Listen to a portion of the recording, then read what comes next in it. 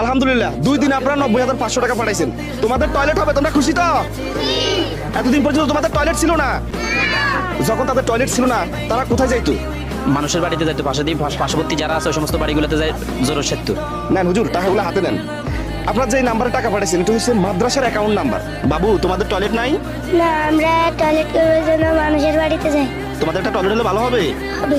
আমাদের মানুষের তো ফেক, আমরা ফিস লাগাই পড়ে যাই। এই যে লজ্জার জন্য ফিস লাগায় পড়ে যাও। তোমরা কি এখানে ফিস লাগায় পড়ে যাও?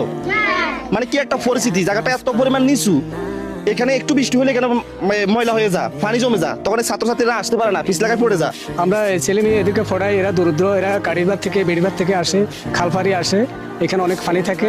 আমরা বিনা বেতনে পড়াই, শ্রম দিয়ে যাচ্ছি যাতে এরা ভবিষ্যতে বড় মানুষ হয়ে যাতে দেশ ও জাতির উন্নয়ন করতে পারে। এখানে 3 জন শিক্ষক আছে, ওনারা মনে প্রাণে চেষ্টা করে এই মাদ্রাসাটাকে উন্নয়ন করার জন্য, কিন্তু টাকার অভাবের কারণে ওনারা অনেক কিছু করতে পারে না। আজকে 4 বছর এখানে যে বাচ্চারা লেখাপড়া করতেছে, কিন্তু 4 বছর পর্যন্ত এদের একটা টয়লেট নাই। এই মাদ্রাসাটা হলো নোয়াখালী হাতিয়া জাহাজমারা 10 নং ইউনিয়নে 1 নং ওয়ার্ডে। এটা মাদ্রাসার বিকাশ নগদ নাম্বার। আপনারা চাইলে এই নাম্বারে সহযোগিতা করতে পারেন। কত টাকা কত দিকে চলে যা। এই যে দেখতেছেন এখানে দরিদ্র ঘরের বাচ্চা কাচ্চারা এখানে লেখাপড়া করতেছে, এদের জন্য যদি আপনারা দান করেন এটা 100% কবুল হয়ে যাবে। এই বিকাশ নগদ নাম্বারটা তো আপনাদের মাদ্রাসায়। জি, আমার প্রধান শিক্ষকের। এই বিকাশ নগদ নাম্বারটা প্রধান শিক্ষকের, কিন্তু আপনারা এত বেশি কল দেন, উনি কল মানে রিসিভ করার পর্যন্ত সময় পায় না। তাই আপনাদের কাছে আমি অনুরোধ করবো, কল না দিয়ে আপনারা একেবারে 100% নিশ্চিতভাবে নগদ অথবা বিকাশে এখানে সহযোগিতা করতে পারেন। মাদ্রাসার জন্য এখন পর্যন্ত 90,500 টাকা উঠছে, কারণ একটা টয়লেট টাঙ্কি সবকিছু মিলাই 1.5 থেকে 2 লাখ টাকা লাগে। আজকে আপনারা এখানে যে ছাত্রছাত্রী দেখতেছেন, আজকে প্রচুর পরিমাণ বৃষ্টির কারণে সকল ছাত্রছাত্রী আসে নাই। এই মাদ্রাসায় 100 থেকে 150 ছাত্রছাত্রী লেখাপড়া করে। আবার অনেকে কমেন্ট করছেন যে 150 ছাত্রছাত্রী কি একটা টয়লেটও হবে?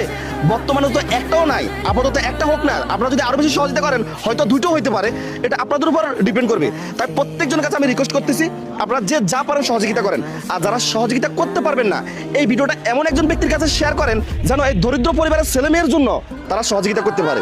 সবাই ভালো থাকবেন। আসসালামু আলাইকুম। আলহামদুলিল্লাহ 2 দিন আপনারা 90,500 টাকা পাঠাইছেন।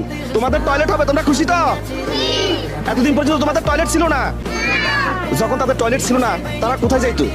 মানুষের বাড়িতে যাইতো, পার্শ্ববর্তী যারা আছে ওই সমস্ত বাড়িগুলোতে যায় জোর সেতু। নেন হুজুর, টাকাগুলো হাতে নেন। আপনার যে নাম্বারে টাকা পাঠাইছেন এটা হচ্ছে মাদ্রাসার অ্যাকাউন্ট নাম্বার। বাবু, তোমাদের টয়লেট নাই? না, আমরা টয়লেট করার জন্য মানুষের বাড়িতে যাই। তোমাদের একটা টয়লেট হলে ভালো হবে। হবে। আমাদের মানুষের তো ফেক, আমরা ফিস লাগাই পড়ে যাই। এই যে লজ্জার জন্য ফিস লাগায় পড়ে যাও। তোমরা কি এখানে ফিস লাগায় পড়ে যাও? মানে কি একটা পরিস্থিতি, জায়গাটা এত পরিমাণ নিচু, এখানে একটু বৃষ্টি হলে এখানে ময়লা হয়ে যা, পানি জমে যা, তখন এই ছাত্রছাত্রীরা আসতে পারে না, ফিস লাগায় পড়ে যা। আমরা ছেলে মেয়ে এদেরকে পড়াই, এরা দরিদ্র, এরা কারিবার থেকে বেড়িবার থেকে আসে, খালফারি আসে, এখানে অনেক পানি থাকে।